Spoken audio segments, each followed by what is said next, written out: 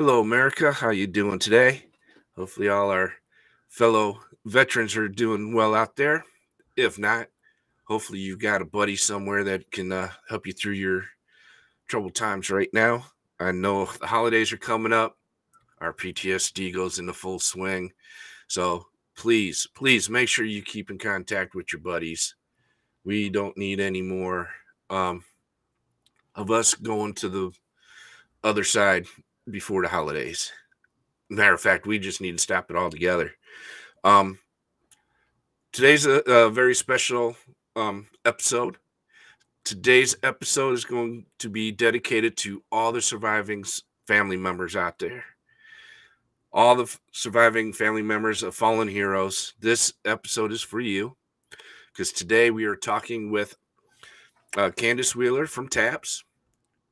She is the Director of Government and Legislative Affairs for T.A.P.S. And unfortunately, folks, I messed up and I put that she was the founder of T.A.P.S. in the title and in the description. So that's my bad. But we do have Candace here. So welcome to the show, Candace. Thanks, Tim. I appreciate you having me on. This is an honor for me because we talked quite a few times while advocating for the PACT Act, and you just blew me away. It was amazing talking with you. So, but well, I must say, Tim, the feeling's mutual. Your dedication to our veterans and to taking care of others is just phenomenal, and thank you. Oh, well, thank you for that too. And but let's get down to the nitty gritty of what this show is about. And this is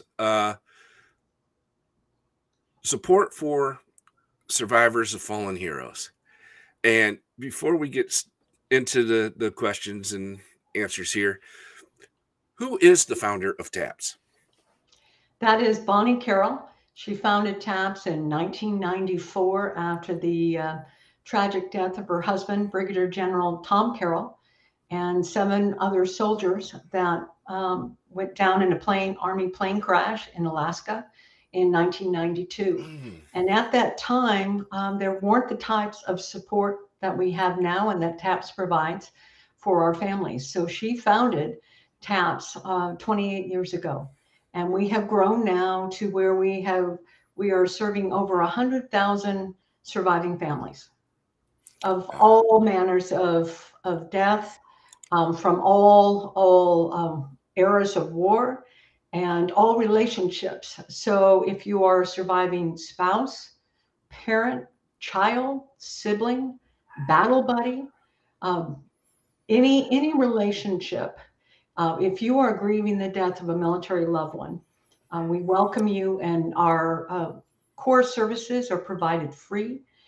We have a great group of patrons that both corporate and also our individual donors that really support the mission of T.A.P.S. We're a not-for-profit organization, so we take no government funding, and it really is a tremendous mission that we're on to serve our families. That is awesome.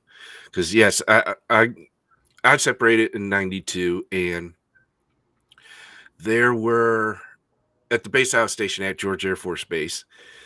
When we all came back from Desert Storm, there were several who were already starting to die from their illnesses, not knowing what was going on. And you're right, there was absolutely no support for the spouses at all. And so this is why this episode is very special to me, because I definitely know the support was not there and it was needed. And your organization is definitely bringing that support. And before I go on, I almost forgot to mention, folks, as y'all notice, our co-host Kevin Hensley is not with us today. He had a prior engagement. He's off not advocating for the PACT Act, but actually advocating for the proper implementation of the bill or law. And so Kevin's out there doing speaking events today. So more power to Kevin, and hopefully everything's working out for him today. And one thing Tim, before you move on, please give Kevin my best. I was just going to tell you that he said to say hi. Yes. Yeah, I was just pleased to meet Kevin and to work with him up on the Hill, and he's a tremendous human being, and we thank him for his advocacy as well. Yes. And I don't know if you remember this, but the way we met, Mhm. Kevin and I were walking down the sidewalk, heading over to I forget exactly where we were heading, some some building where we were all supposed to meet, and you walked up behind us. Mhm. And of course, me with my walker moving so slow, you're like, "Hey, can I get past you real quick?" Then it ended up being an awesome conversation all the way to the event we were going to. So, and Kevin Absolutely. and I will never forget that. And Likewise, we were headed to the VFW, and we were all meeting up before going from office to office. We had that's right. That's planned right. to Hmm. actually educate our members of Congress that day, and we were also doing a press event on the Hill. And so that's how we met. And you just, from that moment on, we're friends, and we also are very like-minded. It really Yes. takes all of us standing in there to speak um, for our veterans and for our families and caregivers and survivors, but also to empower them to speak for themselves Right. and to really engage our community, to work to educate everyone. That's really what we spend a lot of our time doing. I notice even as we educated more on the effects of toxic exposure, we began to build more champions within Congress, within our Hmm. partner organizations, the Department of Defense and Veterans Affairs. And so it really takes that. It takes being able to educate people on the issues and what people go through. And that is correct. And how, when a spouse or a family member comes to TAPS, what is the first thing that is there like a questionnaire they fill out, or does a another member of TAPS talk with them about what's going on, or That's an excellent question, Tim. So typically how a family will come to TAPS is they either hear about us or they are maybe a friend or a coworker says, you should call TAPS if they've lost their loved one um, recently, or it could be years ago that they lost their loved ones, that they're needing additional support. We have a 24/7 hotline, and I'll make sure everyone has that information. But if you call our 24/7 hotline, you'll be connected to one of our team, and they are absolutely phenomenal at making sure they first want to understand what your loss is, what your immediate needs are. If you're new to your grief journey, then they want to make sure to connect you to those emotional, peer-based supports. In the beginning, what we do is we have a way of connecting you with others that have lost, that are going through maybe similar journeys. So if you've lost your loved one to perhaps to illness, we try to connect you up with other illness loss survivors. If you've lost your loved one to suicide, then we work to connect you with other suicide loss survivors.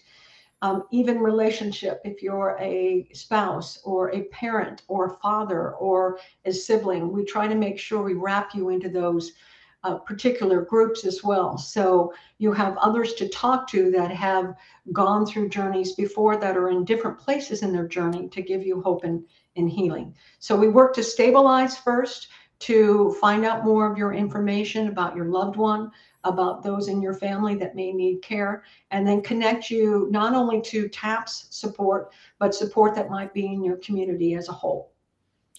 now when they talk to a representative on the phone on their first initial call, is that like a trained social worker, or is that another family member of a fallen hero? It's normally a family member or someone that is they're trained in terms of making sure that they're asking the right questions. Those that are interfacing with our survivors, we do make sure they go through a lot of training as well. So they are there to make sure they are taking your information correctly, talking with you in that moment in need, and then connecting you to the right resources. Then we have people that do casework. We also have mental health counselors that we can connect you to. But generally, the first point of entry are people that are working to make sure you're connected and receiving the care that you need and resources. Fantastic. I find when I'm talking with other people about what I go through, it's much easier knowing that they've either gone through or going through the same thing that I went through or close to it. So Mhm. I think that's great that you have other spouses manning the phone lines. Um, Now, when once they get that initial contact with you all, and then you pair them up with other family members, do the other family members contact them, or are they given the contact information for others to follow up with them on their own? No, we contact them. We have a family member contact them within a very short period of time, oftentimes within 24 or 48 hours. They'll make sure that they've contacted them and then can move forward depending on where they're located. They can even arrange to do an in-person meeting, but we will make sure that we have someone that contacts them. We understand that it's difficult, just that initial reaching out and sharing your Mhm. story. It can be an emotional event, Yes. very difficult. And so we make sure then that we are making the next connection. And we really work hard. We also, we've been talking a lot about spouses, but we also have a tremendous program for children, for young adults as well. And so we're making sure that we connect them up immediately with the types of support. We do a lot of regional outreach. We have programs around the country. We do have two major events that we do, one here in Washington, D.C. over Memorial Day weekend. That is our National Military Survivor Seminar. And then we also have a component called the Good Grief Camps. And we bring families in for those events. And they're tremendously attended. And we have a lot of workshops for our families, a lot of share groups where they're able to really um, share their story and hear from others and begin to actually build support systems and different ways of coping with their grief. We know that the grief does not have an endpoint. It is an Right. ongoing journey. Hmm. And so it's never something that people get through. This misnomer that somehow there's this linear line of grief. That is not that is not the case at all.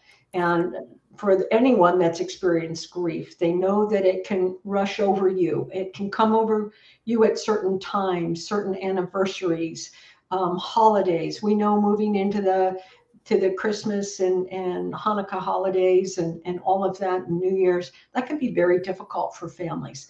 So we Hmm. are always here for families, for them to call and to talk. It is a 24/7 hotline as well.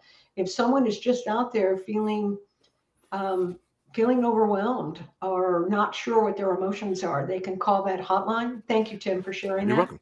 Hmm. It's 1-800-959-TAPS. And we will have people there that will talk to you at any time and can really, really help you in those moments. And I also put the website on there as well. And I was going through it for the last couple of days. It is very user friendly. It's one of the Good. best websites that I saw. It's very easy to navigate. So if you're not very tech friendly or tech savvy, I should say, this website is designed for you. So it's Thank you, Tim. And for very people easy to that are navigate. listening in that aren't in front of a computer, it's www.taps.org. Yes. And we have a host of information up there and resources and for people to avail themselves of. Matter of fact, let me go ahead and put that phone number in the scroll underneath here. Oh, we'll put the website here.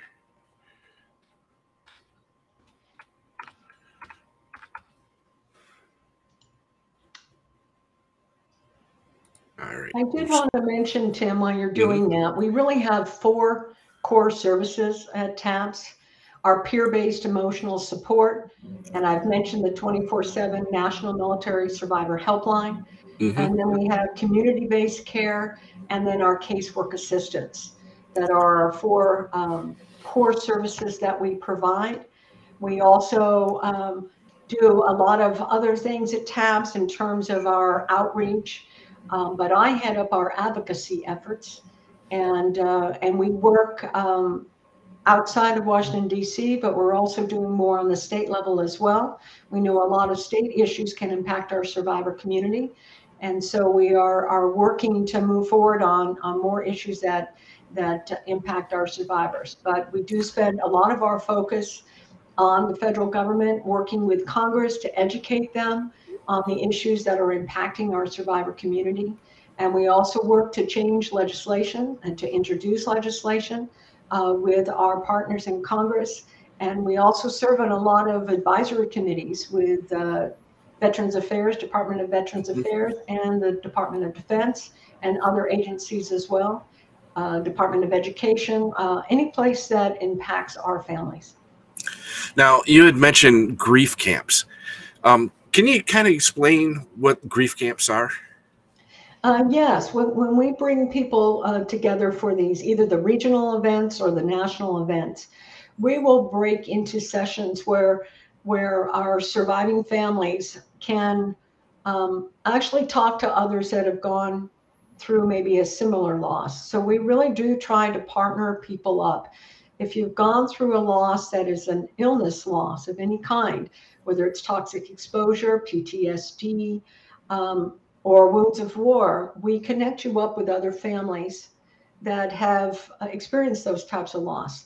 Because we know that sometimes that journey can be different.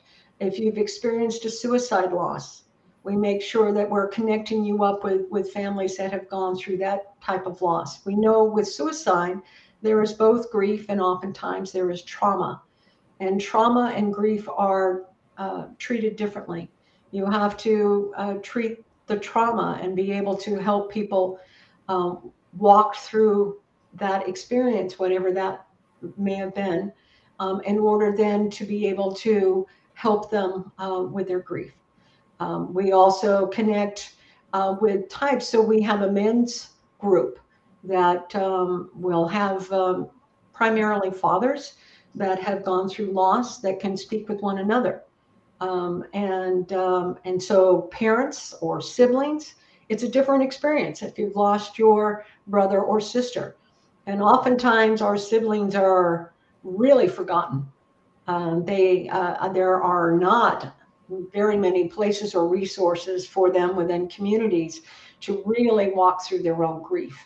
And we Right. saw the same for children, but we know that for parents that may not be the recipient of benefits, they have grief that they are dealing with and need a safe place to exchange that. We also have our peer-based support for our battle buddies, as we call them, as you well know, those that have Yes. experienced a loss within a battalion or a squadron and need a safe place to share that information as well. I will share with you, Tim, that Mm-hmm. I'm part of the military community. My husband served for active duty for nearly 26 years. He's still serving for the Air Force now as a civilian. But part of the Air Force fighter community, we experienced a lot of loss. Yes. All along his career. I was 28 years old when I was on the other side of the door knocking as part of the official notifying team to a very young spouse who was 24 at the time, and that has stayed with me for my lifetime. We Mm. have lost other friends along the way, many in training accidents. And so, for our community as a whole, many of us have experienced loss in a different way. We would not even identify as being survivors. But those of us that are drawn to the mission of TAPS usually come with a backstory. We have people that are casualty assistance officers that have been on the other side and have been that first notification or sit down with a family, and sometimes they need a safe place to talk about their experience as well. Yes. And people, it's okay to ask for support, to ask for help. There's no wrong in doing so. It can only help you. And that's one of the reasons why I am so proud to not only know you but know other members of TAPS, because you take that stigma away. Mm-hmm. Because especially being former active duty, we we were always told, if you go to the nut house, which is what we called it. I'm pretty sure wherever you were stationed, mental health was called something else. It was always a bad mark on your career. But we're trying to get that changed. And through people like you and TAPS, that's changing. So, Mm-hmm. people, it's okay to ask for help. And now, you had mentioned children, because I know uh, meeting some of the spouses associated with TAPS while advocating for the PACT Act, a lot of them had children, young Mm-hmm. children. Mm-hmm. So when they call and they say they got 5, 6, 7 year olds, so you try to match them up with uh, other spouses with the kids around the same age, or What we try to do is actually bring them to our regional events and also our national events where children can interact with each other. We find that that kind of support, we certainly make sure that we have adults that are supporting them as well, and any kind of care that they need in their community or through like military one source. If they were if they were an active duty family, then they can avail themselves of counseling through military one source. If they were a veteran family, we try to connect them up with resources through the VA as well, and our counseling through the VA and vet centers that can be helpful. But we also bring our children together so that they can um, experience that camaraderie with each other and to understand that they're not alone. Many of our children do feel alone out in their communities. It depends on where they're living, whether there's a big footprint of a military within their community, but oftentimes they don't have others that have gone through the loss they have gone through, and they feel oftentimes very alone and isolated in that loss, or don't really have a safe place to share it. And so bringing them together with other children in their age group, and not just sharing their grief, but experiencing joy and doing activities together. We do a lot in the outdoors as well. We bring our families to the outdoors because there's a lot of healing in that. We have these yes, outdoor adventures where you're working together and experiencing teamwork, and that is empowering. And so we try to help our families in a lot of different ways. fantastic. Um, Now, like I had mentioned at the beginning, we met during advocating for the PACT Act. What does the PACT Act mean to survivors? Well, it means that they now have an opportunity and a pathway forward to be able to either resubmit for claims for benefits or submit an initial claim for a benefit. And just so our viewers know, the PACT Act, the very long name for the PACT Act, was the Sergeant First Class Keith Robinson Honoring Our Promise to Address Comprehensive Toxics Act of 2022. It's a long name. That's why all of us Yes, call it the PACT Act. But it's all about, and Heath Robinson passed due to his exposure to toxins as well. And his family walked side by side with us to advocate. They had been advocating for many, many years. And they were present at the bill signing, which was just tremendous. But it really, for survivors, it is a pathway for them now to be able to apply and to actually qualify for benefits they may not have had before, like dependency and indemnity compensation, which is paid for by the VA if you lost your loved one, that it was service connected, if it was deemed service connected. And now with the PACT Act, some of these cancers and 23 different cancers are now qualifying under the PACT Act. And oftentimes that if that seems to be the first cause of death, they weren't initially connected. And that's one of the things we were fighting for, that we were seeing a lot of our servicemen and women coming back, and they would go back either active duty or go back into society. And some within 5 to 10 years were having all sorts of illnesses, and some went undiagnosed for years, Right. until they would find they had stage 4 cancer of some kind, and then eventually pass of that cancer. And our families at that time were not qualifying for benefits. And this is really, it's enormous for our veterans community to be able to access care, but it's also very important for our surviving families to be able to access benefits and care that their service members earned and sacrificed for. And so there are about 400,000 claims related to either a deceased veteran that already previously filed a claim and that claim was denied, or the survivor that filed the claim and the claim was denied. There are 400,000 claims that will be reviewed, and potentially those survivors will now be eligible for benefits through the VA, and that's enormous. Yes, yes, it is. And I know one of the benefits that will benefit the children is um, their education benefits. Yes. Because Education benefits are huge for families, they're huge for the yes, children, and also for the spouse, to be able to, as a military spouse, we moved every 1 to 3 years. And so our military spouses are the most unemployed and underemployed population.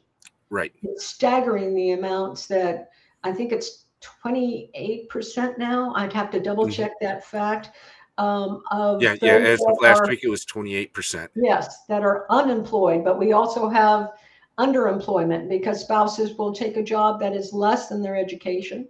They Mm. oftentimes find they're going to go back to school to either reinvent themselves, add to their education, or maybe they were a young spouse when they married their service member, or their Mhm.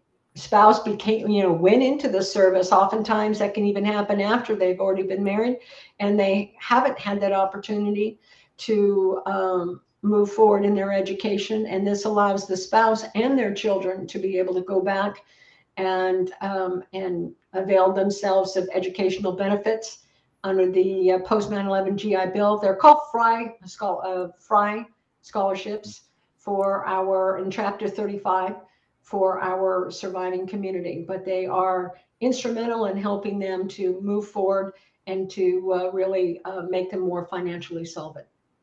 Yes, and what I was recently invited to a Zoom meeting with the White House staff.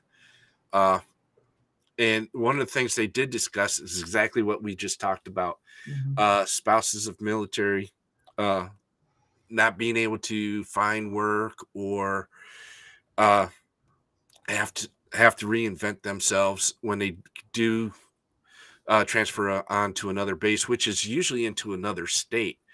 Mhm. So they're finding that a lot of spouses are actually registered nurses. Mhm. And when they move from state to state, they have to get recertified Right. every time they move, Yes, which we don't have delays. Yeah, reciprocity of licenses. They're not able to move that license with them. So we have been working very hard to make that an easier transition, the portability of licenses and being able to work across states. We see that we have a lot of spouses that are educators as well, but they may be attorneys, and those licenses do not move from state to state as well. So we've been doing a lot in that space over the years. A lot of progress has been made, more to come, but that all the way the top leadership at the Department of Defense and Department of Veterans Affairs really understand that taking care of families is critical. It's Department of Defense talks in terms of taking care of families for readiness of the troops, and they understand how important it is to be able um, to help our spouses to continue their employment. It also keeps that family within the military. I personally went through this every time we moved as well. And what we also realize is if you make a stronger military spouse, you make them ready for whatever transition may come their way, whether they become a veteran spouse, a National Guard or a reserve spouse, a caregiver spouse, or a surviving spouse, that you've made them stronger for any of those transitions. And that's why TAPS also advocates for a stronger military spouses, because we see what it does when they become a surviving spouse. And not only making the spouse stronger, but by making the spouse stronger, I feel you're making the military stronger as well, because Absolutely. they're able to take care of everything while their spouse is deployed. And so, Absolutely. And it really speaks to readiness and retention. yes. They talk a lot about, you bring in a service member, but you retain the family. And Hmm. proper employment as we move from installation or base to base or post to post is very important for our families, for their financial well-being. There's been a lot of discussion about those that are having difficulties with food insecurity. If you are able to help the spouse with their employment, you're helping the financial readiness of that family as well. Now, when the PACT Act was passed,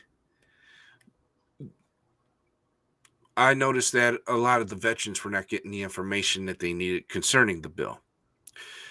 Do you find that to be the case with the spouses as well? Well, since the PACT Act was passed back in August, a great deal of effort and attention has been focused from the VA. It is an all-in approach from leadership of the VA. They are working 24/7 to get the information out to the populations that are affected, our veterans, caregivers, families, and survivors. And it part of it is trying to find where people are. The VA is there to serve veterans and their family members, but not all veterans and family members impacted by toxic exposure receive their care from the VA. So it's trying to make sure that we work with community partners to find where our veterans and family members and caregivers and survivors live. And so that's been part of the challenge. We're seeing that as well. We continue to constantly message about the PACT Act and to try to spread the word, to make sure that people are going to the VA website. They have stood up a tremendous website to try to help people learn what their benefits are. And I can give you that. It's www.va.gov/PACT,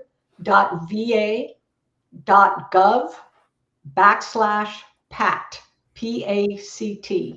And there is just a host of information there Hmm. for veterans and family members and caregivers and survivors to understand what benefits that they might be able to now be available to them through the PACT Act, and how they would go about either filing a claim or refiling a supplemental claim. And we can do that directly through. We also have family members that were impacted at Camp Lejeune. And I Yes. know a lot has been put forward in the media about our Camp Lejeune families. They can go directly to the VA website and apply right through Hmm. the VA website as well for claims. That it's a fairly direct, easy process to do that. Yes. And I know there's a host of people that are telling them that they need additional help. But I would urge our families that were affected at Camp Lejeune to go directly to the VA first. and walk themselves through the process and receive help. There are a lot of other organizations that are sanctified by. They've gone through a way of being able to actually be claims adjusters or help with claims. Mm-hmm. And so there are a lot of organizations out there that can help as well. And so I would strongly urge our families to start there. If you think that you might possibly be eligible now under the PACT Act for additional benefits, I would start with the VA website and then reach Yes. out to organizations like yours, Tim, and ours if you have additional questions. Yes. We here at Burn Pits 360, we've been going around doing roundtables all over the place, trying to educate veterans and their families, not just the veterans, but their families as well, about the Yeah. PACT Act and how it can affect them and help them. Um, one of the things that I've been finding is the information just isn't getting out fast enough. Um, I did a roundtable here about little less than a month ago with Senator Sherrod Brown, and there were actually two veterans sitting at that table who never even heard of the PACT Act, but yet they Mhm. served in Iraq, and both of them were sick. So they just learned about the PACT Act from his office, asking them to be part of the roundtable. And Mhm. and the thing that got me is too is they were members of the VFW Mm. and they never heard of the PACT Act. Part of the problem is we're seeing that as well. I think the public has gotten a little more, I think, aware of what burn pits might mean or Hmm. our veterans as a whole. But as we began to move forward on legislation, we knew it was more than burn pit exposure. It was other toxins as well. So we talk in terms of toxic exposure. But then Yes. when we found a particular vehicle, there were lots of different pieces of legislation that were introduced within the 116th and 117th Congress. And Hmm. a Congress lasts for 2 year period of time. So over the last 4 years, we had a host of toxic exposure or burn pit legislation that was put forward. And what the PACT Act actually did, and there was a Senate version called the Cost of War Act as well, that was moving forward on the Senate side. What it did is it's a comprehensive bill that takes many of those individual bills and address them all together. And so many people don't understand what PACT Act means. Those of us inside the Beltway, as we say, Hmm. that live in the Washington, D.C. area, understand that term. But if you are out in another community in a rural area, you haven't heard of that. So part of it is our messaging. We need to say, if you might have served overseas and been exposed to a burn pit, then Hmm. you may now be covered under this new piece of legislation. We urge you to go to the VA. I think a lot of it is in our messaging. And as the VA has been doing a tremendous amount to try to make sure they're working within the communities, that they actually this past week have been working across the country with all of our community VAs to try to spread the word and to try to engage those of us that work within this space to help them. So we know we have a lot more to do in terms of making sure everyone understands out there that they might possibly be covered. But more to come. Is just Yes. when you think about potential of 3.5 million veterans that may have been exposed to toxins um, because of their service overseas. That is a tremendous amount of veterans to try to reach out to and their families Hmm. and then their survivors as well. Yeah, because I'm seeing, of course, the VA has their website and /pact, and they've recently released several um, commercials as well. But those commercials are only on YouTube, and I don't know of too many veterans that actually use YouTube or actually follow the VA on YouTube. I know I don't. Um, so I'm thinking maybe if they change the way they're not only presenting, but the platforms that they're using to get the information out, if they were to change that a bit, maybe use national media just for one day, put a couple ads Absolutely. out, it might make a big difference. um Absolutely, Tim. And I would encourage you and others, we continue to say the same thing. It's not just messaging. You're absolutely right. mhm, It's what platforms are you using? We have found that some of the veterans platforms that are being used to reach the veterans that may or may not be reaching all, they're not reaching our survivors. And so, how do we even reach our survivors? And the PACT Act is across generations. It's not just mhm, post 9/11 either. We're talking about those from the Vietnam era and beyond, Gulf War yep. era, and others. And so, trying to reach people where they live within communities is the challenge, but it's something that they need to partner with all of us to figure out the best way to do that. Now, me being a Gulf War veteran, speaking with other Gulf War veterans, especially their spouses, their surviving spouses, they still think they have to prove that they have Gulf War syndrome, which is a undiagnosable illness. But they're going, but Tim, my spouse passed away due to this cancer. I'm like, the PACT Act is there for you. That Mhm. illness is covered under the PACT Act. Now, you no longer have to prove it was undiagnosed. You can now say, hey, he passed away from this or she passed away from that, and you will be covered. So the when when the VA is getting the information out, they're mainly focusing on the younger generation, I feel. And there's a large portion of Gulf War veterans have already passed away, Mhm. unfortunately. Mhm. And so the surviving spouses I think, are being misled. They still think they have to fight for the Gulf War syndrome illness when they don't.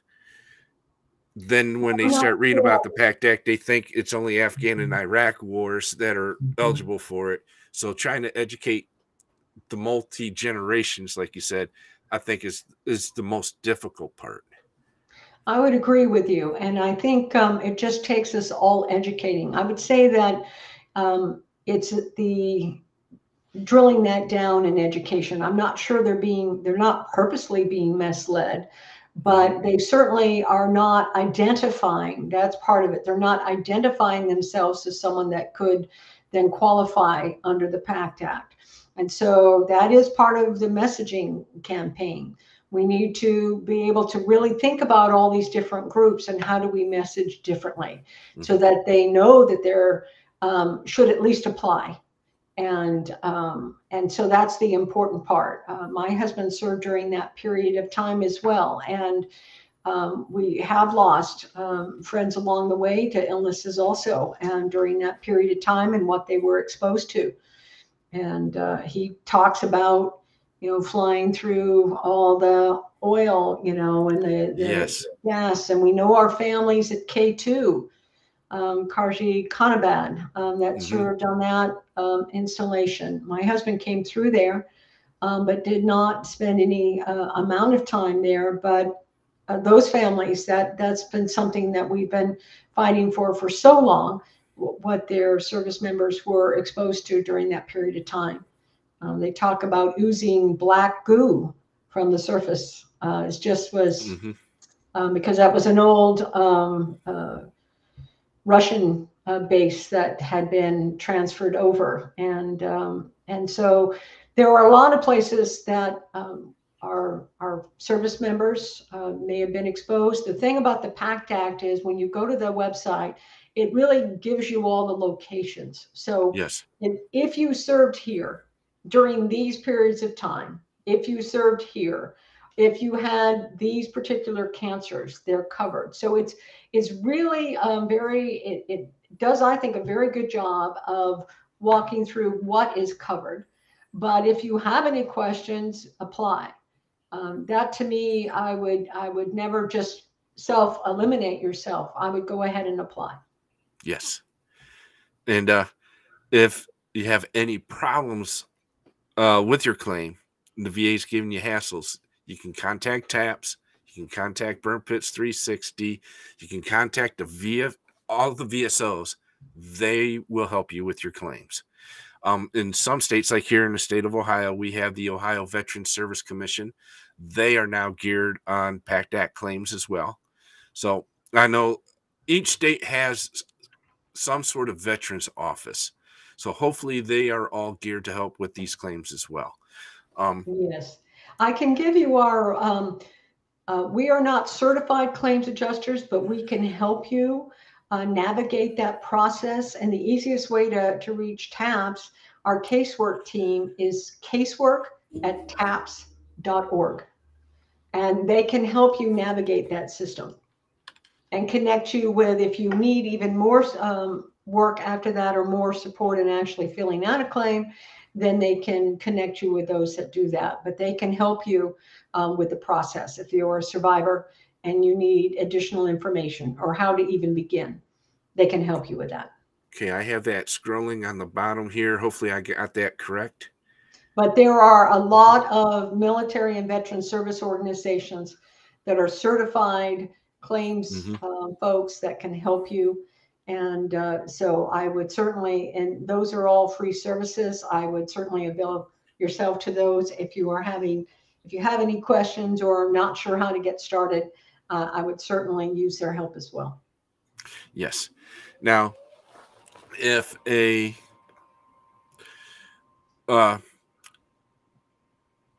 spouse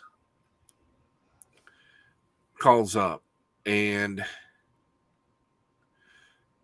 their grief is so bad that you feel concerned for their safety, what outlets do you use to make sure that they're going to be okay? We connect them with community support as quickly as possible. So, first of all, our team that answers the phone will work with them and stay with them on the phone as long as they need them.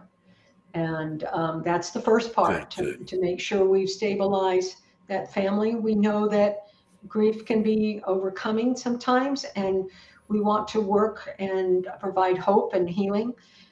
There are a lot of community resources, those that will actually help with mental health counseling that we can connect you with immediately. So if we have survivors that are listening into this program and you are struggling, please call our helpline immediately.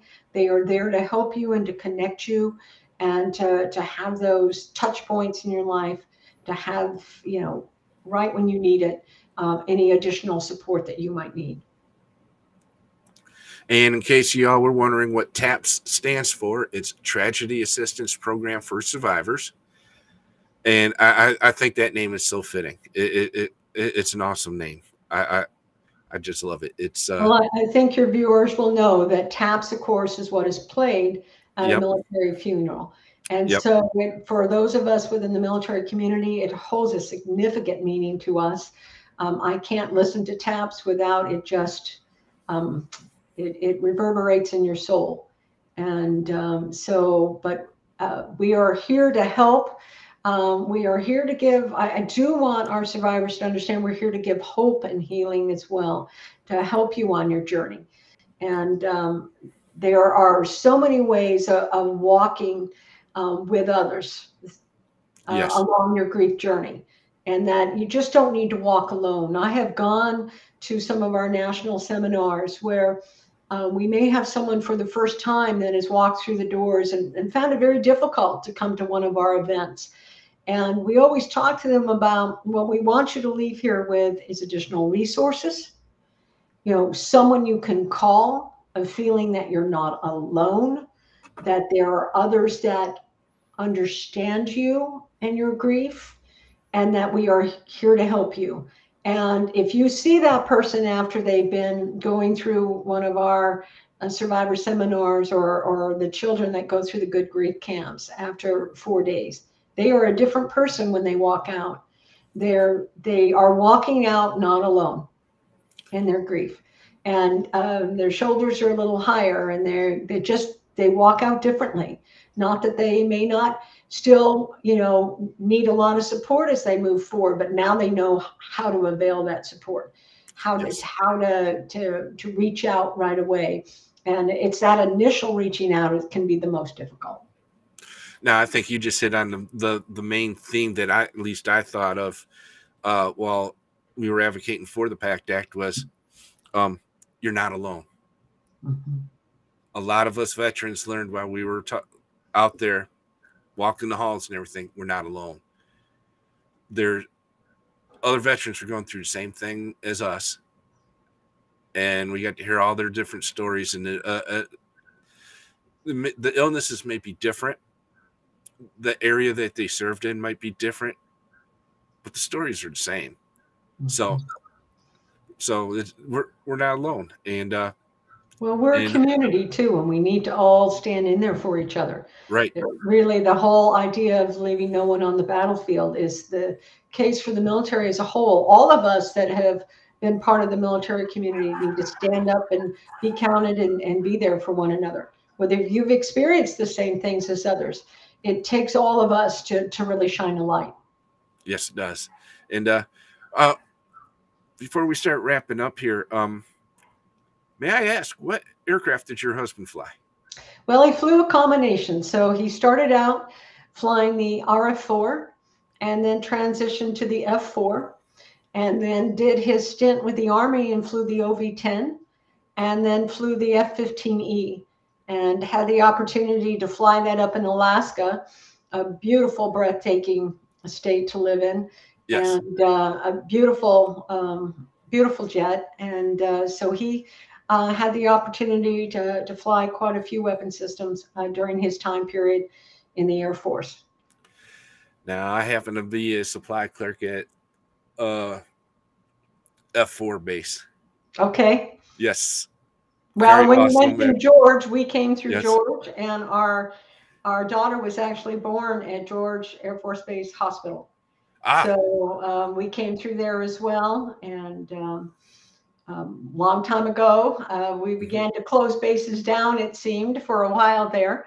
Yeah. Matter Uh, of fact, I was on the base closure team at George. were you? Well, then we Yes. were just before that, because we left just before, and then we went out to Spangdahlem in Germany, and of course, Spang is still there, but their squadron was moved from that location, and so the squadron isn't there anymore. But Spangdahlem is huge, Yes. and Yes. that's over in Germany for those that don't know. But we, during Scott's nearly 26 years, we moved 13 times. Could have moved even more than that. We didn't go on some of the shorter school programs. We actually, one assignment, I stayed in the local area here outside DC with the children. They were of the age that it made more sense to stay in place, since Scott was going to be spending a lot of his time over in the Middle East anyway, and also flying in North Carolina. And he had moved down to South Carolina. So we ended up doing that for about 2.5 years. Our families make a lot of sacrifices to be able to keep Yes. their kids in one place. We were very focused on making sure that our children were as settled as possible. And so at that point, it made more sense for us to do that. But we certainly went through a lot of deployments. And I was a very young spouse with a young child when we were in Germany for the first Persian Gulf War. And Scott was gone more than he was home. Yes. And she was just 1 year old. So you learn to rely on other family members, other spouses, and form a bond that stays with you for a lifetime. Now, on January 26th, you had mentioned there's going to be a forum. Can you elaborate on that some? I would be happy to. So the Department of Defense and the Department of Veterans Affairs team together to give us a briefing for the survivor community. And they do it on a quarterly basis. And on January 26th, between 9 a.m. and 12 p.m. Eastern Time, they will be putting together a briefing on the PACT Act for survivors. And I'll make sure to share that information with Tim, and he can shoot that out to those that are interested. You can also reach out to me, and we can get you that information. But that will be more of a deep dive into PACT Act and how that impacts our survivors from both the DOD and the VA, and should be an excellent briefing and a great opportunity to learn more so that you can be one of the people that helps spread the words. I know a lot of our survivors that might be out listening, you have your networks as well. And so it really takes all of us to help push out that information. And so the more educated each one of us are, the more we can help our community. All right. All right, Candace. I want to thank you for coming on today. I am completely honored that you came on today. And this, folks, this is an awesome organization. Some of my friends are part of T.A.P.S, like Kim Hughes, and a lot of our viewers know her. She usually is on in the chat room. But my shout out to Kim if she's listening. She is truly one of my favorites. And she has been a part of the T.A.P.S family, but we connected over this journey of advocating for the PACT Act. And so if you're listening, Kim, I miss you and hope to see you soon. Oh, yes. I believe she's in class right now, so she'll be watching it later on. All right, Candace, it's been an absolute honor. And thank you for so much for coming on. And folks, we will have Candace and some other members of T.A.P.S come on in future dates to keep you all updated on what T.A.P.S is doing and other stuff that's going on to help families out. Because I'm a true believer that there's no military veteran without family. So well, we all have. It's been my honor, and I really appreciated you reaching out and asking me to be on your program. And you're tremendous, and keep doing what you're doing. We love you, and we thank you. We love you too, and thank you for coming on. And folks, next week we are going to have a nonprofit called Creative Vets on to talk about what they do. They help veterans deal with their PTSD through art and music. And they're going to tell us how that all happens. And we'll see you all next week.